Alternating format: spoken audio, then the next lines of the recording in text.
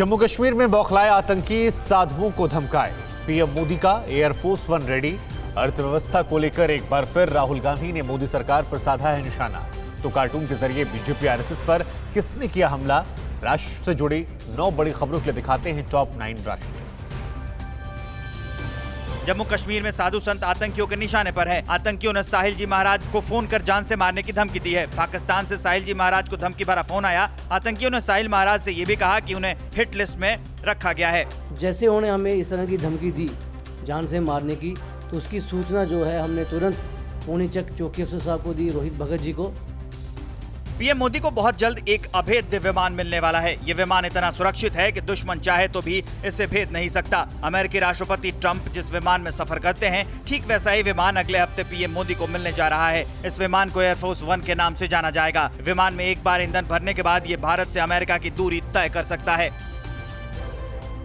राहुल गांधी ने मोदी सरकार पर हमला बोलते हुए कहा कि हिंदुस्तान में 2 तरह की अर्थव्यवस्था हो गई है। संगठित अर्थव्यवस्था में कंपनियां, तो असंगठित अर्थव्यवस्था में किसान, मजदूर, दुकानदार हैं, जिन्हें मोदी जी ने काफी नुकसान पहुंचाया है। राहुल ने कहा कि पिछले 6 सालों में मोदी जी ने असंगठित अर्थव्यवस्था पर आक्रमण कर इसका पैसा बड़े बिजनेसमैनों के हवाले कर दिया है। फेसबुक कंट्रोल को लेकर विवाद थमता नजर नहीं आ रहा। बीजेपी और कांग्रेस के बीच लगातार जुबानी जंग जारी है। कांग्रेस ने एक बार फिर एक कार्टून के जरिए बीजेपी और आरएसएस पर निशाना साधा है। कांग्रेस के राष्ट्रीय प्रवक्ता रणदीप सुरजेवाला ने कार्टून को शेयर करते हुए लिखा कि ये न्यू इंडिया है।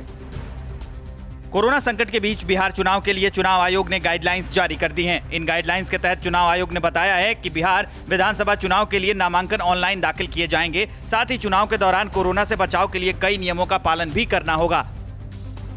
पाकिस्तानी कोर्ट में कुलभूषण जाधव की पैरवी के लिए भारत भारतीय वकील नियुक्त करना चाहता है। अगले महीने 3 सितंबर को पाकिस्तान की सेना अदालत में जाधव की मौत की सजा की समीक्षा की जानी है। विदेश मंत्रालय के प्रवक्ता अनुराग श्रीवास्तव के मुताबिक राजनयिक माध्यमों से भारत इस मुद्दे पर पाकिस्तान के संपर्क में है। इस मामले में सही ट्रायल हो, इसलिए कुलभूषण जाधव की पैरवी के लिए भारतीय वकील की मांग की गई है। कोरोना संकट काल में बेरोजगार औद्योगिक कामगारों को सरकार ने 3 महीने तक 50% वेतन देने का फैसला किया है। इस फैसले से करीब 40 लाख कामगारों को फायदा पहुंचेगा। ये फायदा उन कामगारों को दिया जाएगा जिनकी इस साल 24 मार्च से 31 दिसंबर तक नौकरी चली गई हो। बेरोजगार कर्मचारी फायदा लेने के लिए किसी भी ESIC शाखा में जाकर आवेदन कर सकते हैं।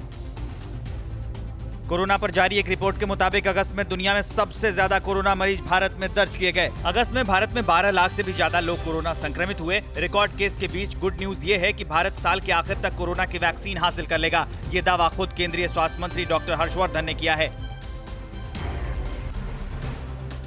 परवाह देश की, सोमवार से शुक्रवार रात 10 बजे TV9 भारतवर्ष पर।